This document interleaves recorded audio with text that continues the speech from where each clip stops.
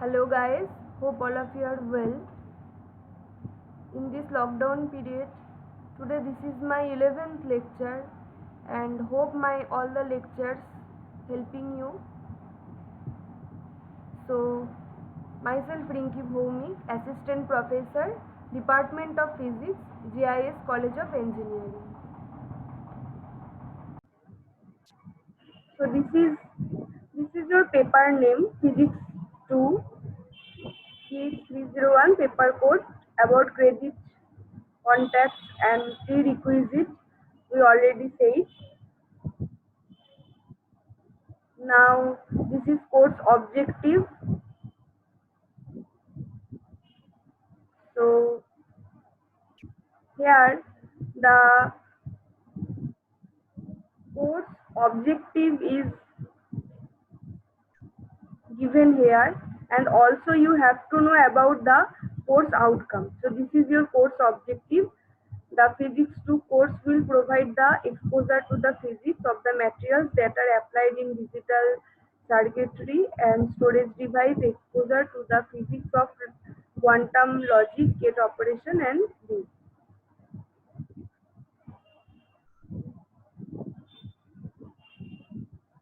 And also here course outcome is given. There are three outcomes: define, apply the knowledge, analyze.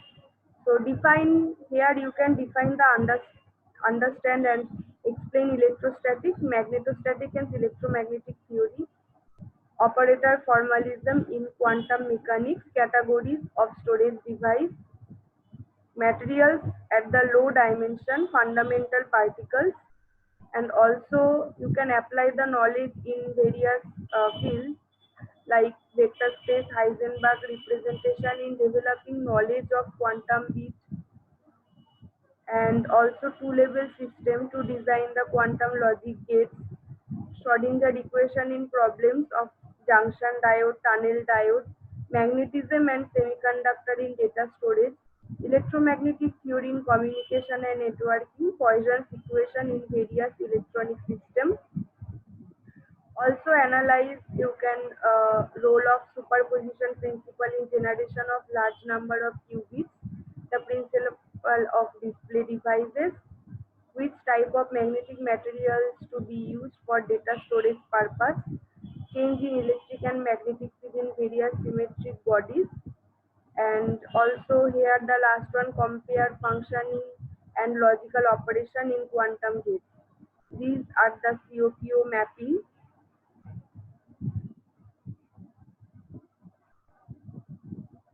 And here is the syllabus.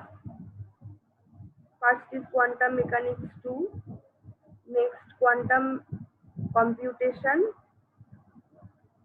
then statistical mechanics, where is basics of statistical mechanics, applications of statistical mechanics, storage and display device, then electricity and magnetism, magnetostatics, electromagnetism and electromagnetic theory, application of electromagnetic theory in polarization, and the last module is physics of nanomaterials. And these are some recommended books which will help you to understand physics well. So this is about your syllabus. So let's start the topic for today. In my 11th lecture, today we are going to discuss about nanomaterials, very popular term, and hope all of you have heard about this term. So nano, this is very important term. First we know what is material, but what is nano? Nano means 10 to the power minus 9 meter. 10 to the power minus 9 means it's very small. So before we start what is nanomaterial, let me tell you a little bit history about of nanomaterial, how or who actually discovered. The scientist who discovered this nanomaterial was Richard Feynman. The ideas and concepts behind nanoscience and nanotechnology started with a talk entitled "There is Plenty of Room at the Bottom" by the scientist Richard Feynman in a meeting that was American Physical Society meeting. It was happened in California Institute of Technology, and it was 1959. So it was long before. So here this great scientist first discovered nanomaterial because he felt that all the devices which we are using, if the size is can be if we can discover the such kind of device whose dimension is very small, then the science can be more developed. So and so to increase the efficiency of those devices, here nanomaterial actually developed. Now, what are nanomaterials? Nanomaterials can be defined as materials processing at minimum one external dimension measuring 1 to 100 nanometer. Because as we know that every object must have three dimensions. So if any one dimension between them can be between 1 to 100 nanometer, then we can say that nanomaterial is nothing but the nanomaterial.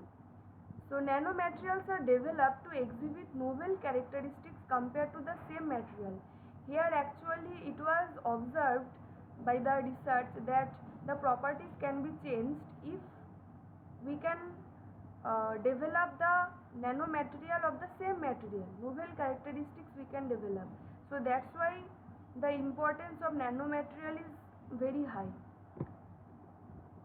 compared to the same material without nanoscale features such as increased strength, chemical reactivity, conductivity.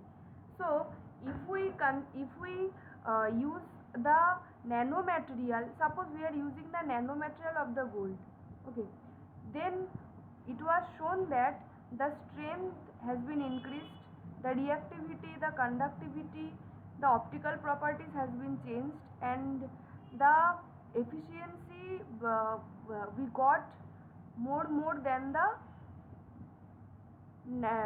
macromaterial. So this is the importance of the nanomaterial. This is nano size comparison. Nano size comparison means here there are some examples: atoms whose dimension is 0.1 nanometer, cobalt 1 nanometer, DNA diameter 2 nanometer, protein 10 nanometer, virus 100 nanometer, bacteria 1 micrometer, red blood cell 10 micrometer. So here these are the example of the nanomaterial whose dimensions are in the range of nanometer. So that's why these are the example of the nanomaterial, but these are in micrometer. So if we go here, finally we are seeing that sand 1 millimeter. So that's why what we can see that we can see sand in our open eyes, but we can't see atom in our open eyes. So this is the comparison between this, and here we can see if we go to the left, then the size are increasing, and finally we are getting sand whose diameter is 1 millimeter. Now, surface effects. As a particle decreases in size, a greater proportion of atoms are found at the surface compared to those inside. So, as a particle decreases in size means if we break those atoms, if we break a particle, then more parts we are getting from that particle.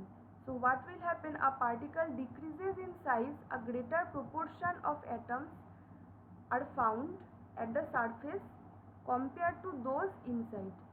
For example, a particle of size 30 nanometer. It has been shown that 5% of its atoms on its surface, and if its size decreases to 10 nanometer, then 20% of its atoms on its surface. Then when it decreases to 3 nanometer, 50% of its atoms on its surface. That means the number of atoms on its surface increases. So that's why if the number of atom increases on the surface, then efficiency will be increased. That's why nanoparticles are more reactive than larger particles. So this is the reason why we prefer nanoparticles, or why we are getting the more efficiency for the nanoparticles, because whenever we decrease the size, means we can say diameter or the volume of the particle, and when it is up to nanometer, then what will happen, the atoms on its surface will increase. Obviously, if the surface on the surface, if the atoms increases, what will happen, there will be more people to do the same job. Here they are doing 50%, but when the size is 10 meter, the number of people are less, that is 20%. When it is 30 nanometer, then what will the number of people is 5%. That means for which case, in which case we will get more efficiency 50%, because here we are getting more people to do the job. So this is the reason why more efficiency or more reaction we are getting for nanoparticles. Classification of nanomaterial. So classification of nanomaterial, there are three classes: one dimension, two dimension, and three dimension. This is very interesting. One dimension means though each particle must have three dimensions, but if only one dimension is in nanoscale, then it is called three-dimensional nanomaterial. Okay. So when it is one dimension is in nanoscale and other two dimensions are extended, then it is called two-dimensional nanomaterial. When two dimensions are in nanoscale and one dimension is extended, then it will be called as one-dimensional nanomaterial. And when three dimensions are in nanorange, means no other dimension must have the more than nanorange, then it will be called as zero-dimensional nanomaterial. So this is about two-dimensional, one-dimensional, and zero-dimensional nanomaterial. Let me explain it again. One dimension in nanoscale, that means what? If we consider, suppose where okay, in that case what will happen, one dimension will be in nanorange, okay, and other dimensions are out of nanorange. So that's why it is called two-dimensional nanomaterial. When two dimensions in nanoscale and other dimension, the example for one dimension in nanoscale is nothing but the graphene sheet. If we consider a sheet, in that case the width will be in nanorange and other two dimensions will be out of nanorange. So that's why it is called two-dimensional nanomaterial. And when two dimensions in nanoscale and one dimension is extended, means if we consider a wire, in that case what will happen, the two dimensions will be in nanorange and one dimension is extended. So in that case it is called as one-dimensional nanomaterial, because in case of wire, the suppose along x-axis we can move and along y and z-axis it is bounded to go, then what will happen, we can only x-axis will be available to go. So that's why it is called as one-dimensional nanomaterial. And three dimensions, suppose we are considering a football. So in case of football, the dimension along x, y and z axis, both three are same. Okay, now what will happen if x, y, z, these three axes are in nano range, so what will happen? No axis is available to go. All the axes are restricted to go. Nanoparticles, colloids, quantum dots, all these are example of these three dimensions in nanoscale. So now let me tell you the examples of the one dimension in nanoscale. This is thin film, surface coating, computer chips. These are the example of the two-dimensional nanomaterial. Two dimensions in nanoscale extended. These are the nanowires, nanotubes. These are the examples. Three dimensions in nanoscale, nanoparticles, colloids, quantum dots. Now nanoscale effects on properties. Here I am giving you the examples by which you can understand that how we are if we move to the nano range, then how the properties can be changed. Here first, better catalytic efficiency through higher surface to volume ratio, because here volume increases, surface increases, volume decreases. So if we do this surface to volume ratio, then we are getting high value. Next is electrical. Increased electrical conductivity. Increased electrical conductivity in ceramic and magnetic nano properties. Increased electric resistance in metals. Increased magnetic coercivity up to critical grain size. Super paramagnetic behavior. This is the magnetic behavior. Improved hardness and toughness of metals. All these examples I will explain in my next video lecture. But first you try to remember that, or first you see that how the properties changes by if we move to the nano range. Next is optical property. So these are the biological property. Increased permeability through biological barriers. So these are the properties how actually it changes. So this is the effect, nanoscale effect on properties. Now this is the optical property. Why the optical property changes? Decreasing the size of a nanostructured material increases the energy difference. So if we go to the nanoscale range, then what will happen? The energy difference will be increased. Now as we know by that lambda equal to h nu by delta E. So if delta E increases, then lambda will be decreased. So larger delta E implies shorter wavelength, isn't it? So since energy difference increases, that's why lambda will decreases. And as we know, optical property only depends on the wavelength of the light, so or wavelength of the material. So when the lambda changes, obviously the optical property will be changed. So that's why from gold, as we know, the color of the gold is yellow, but when it moves to the nanoscale, then what will happen? The color actually becomes red. So this is the actually cause why the optical property changes. So this is about the nano. Now there are some more discussion about the nanoparticle.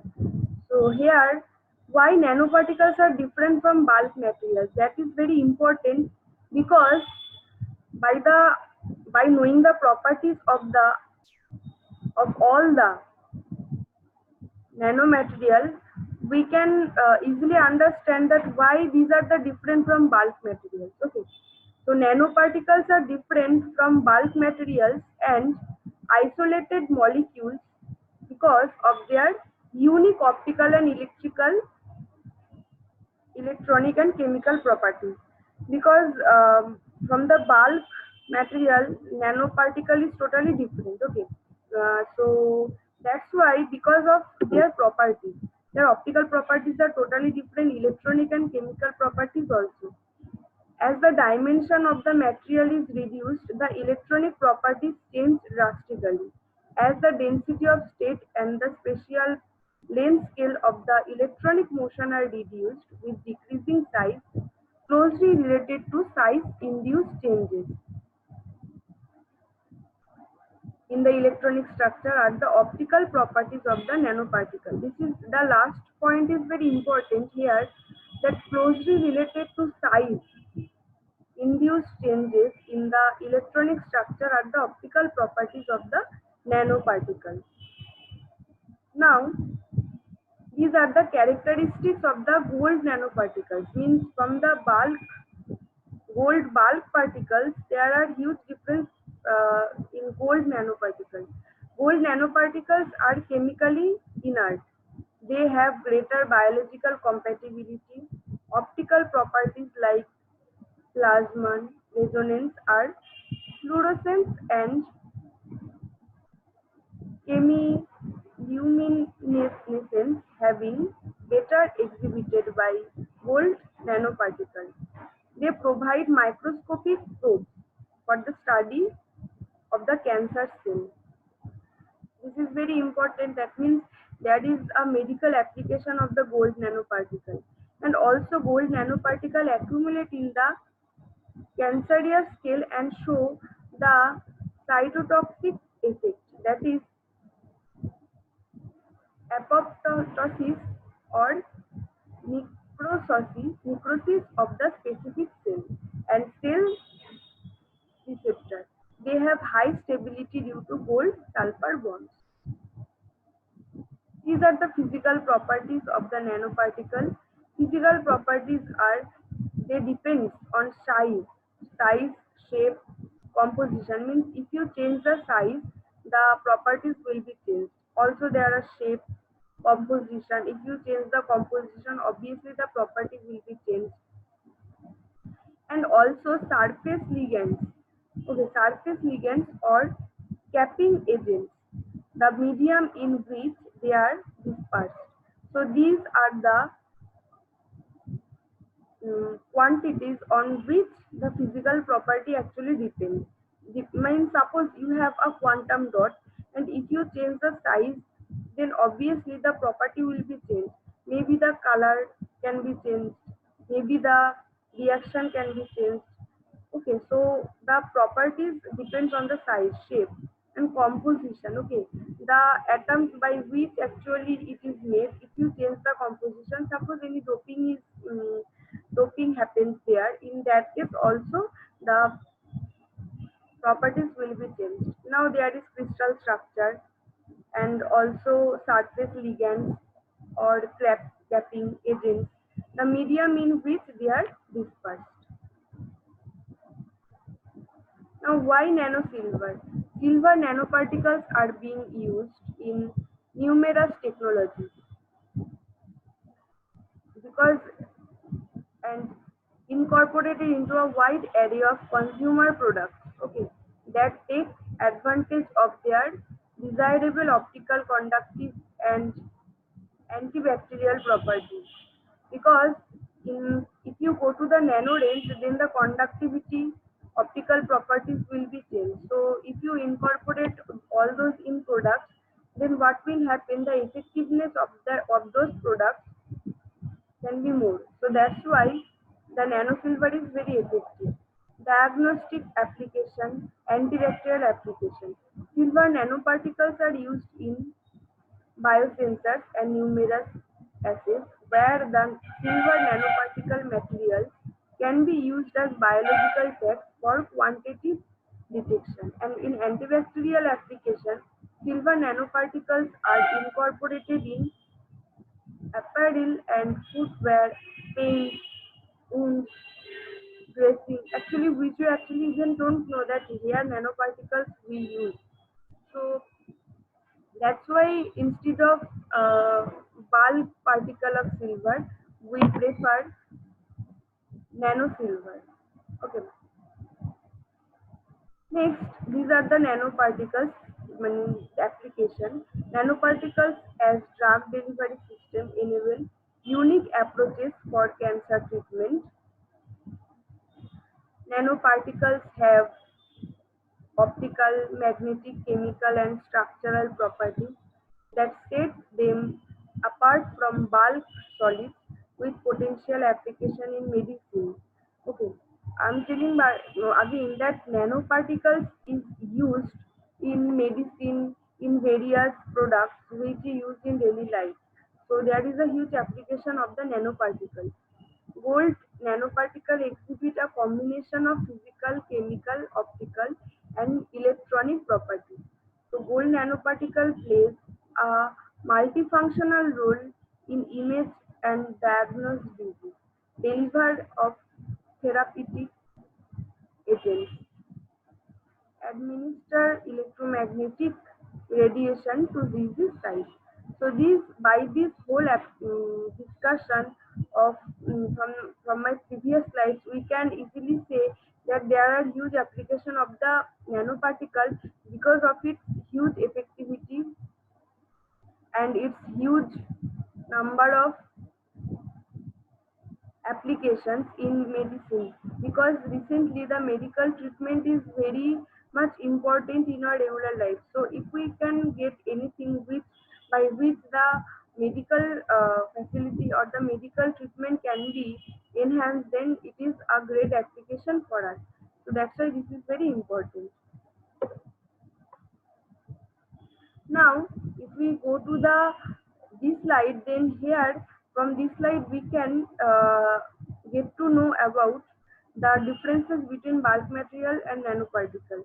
So, one assignment is for you. You try to prepare an answer where you write down about the total differences between nanoparticles and the bulk material. Okay, so this is about the differences, and these are the physical properties of the nanoparticles, and these are the why we use nano silver instead of bulk material, and we can see diagnostic application, antibacterial applications are there.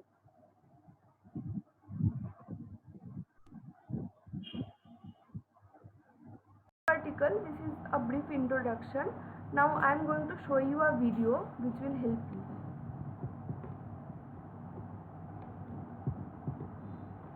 Science University, to enlighten your inquisitive mind. What are nanoparticles? You will find the answer for that in next few minutes. Simply, nanoparticles are extremely small particles. If you compare the diameter of a nanoparticle to the diameter of a soccer ball, it is like comparing the diameter of the soccer ball to the diameter of the Earth. According to the International Union of Pure and Applied Chemistry, a particle of any shape with a dimension in the range of 1 nanometer to 100 nanometers can be identified as a nanoparticle. So, do you know how small they are? Well, you cannot see nanoparticles from your naked eye. More than 500,000 nanoparticles can sit on a cross-section of a human hair. So, why are nanoparticles important? Because they show very different physical and chemical properties such as optical, electrical, mechanical, magnetic, and catalytic properties compared to their bulk counterparts. For example, we can see gold coins in gold color, but gold nanoparticles have different colors. The color of any material depends on how the material interacts with incoming light. When the light interacts with bulk materials, the amount of reflected, scattered, absorbed, and transmitted light decide the color we see, and it's unique for the material itself. For example, if you have several gold coins and bars with different sizes, all of them will be gold in color. Similarly, if you have several silver coins and bars with different sizes, all of them will be silver in color. However, when light interacts with nanoparticles, the amount of reflected, scattered, absorbed, and transmitted light not only depend on the material but also on the size, shape, and the surrounding medium of the nanoparticles. That's why different gold nanoparticles have different colors. But remember, we only see these colors for the nanoparticles that interact with the visible range of the electromagnetic spectrum. The differences in melting points is another example.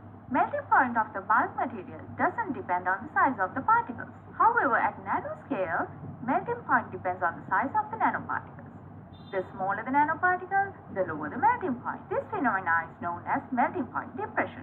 So now you know that size and shape matter at nanoscale. Different sizes and shapes of nanoparticles of the same material show different physical and chemical properties.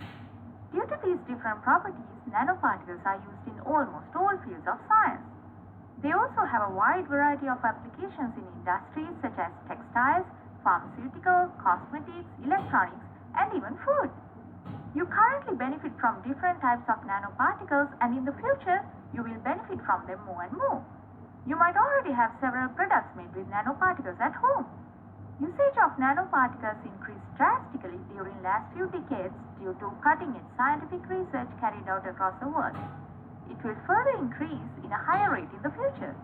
But don't forget, few centuries ago, artists used different types of metal nanoparticles to decorate glass windows of European cathedrals in different colors with or without knowing the properties of nanoparticles. Thank you for watching this video. If you like to watch more videos like this, please subscribe. So this is about nanoparticle. Now I hope this video will help you to understand about the concept of nanoparticle.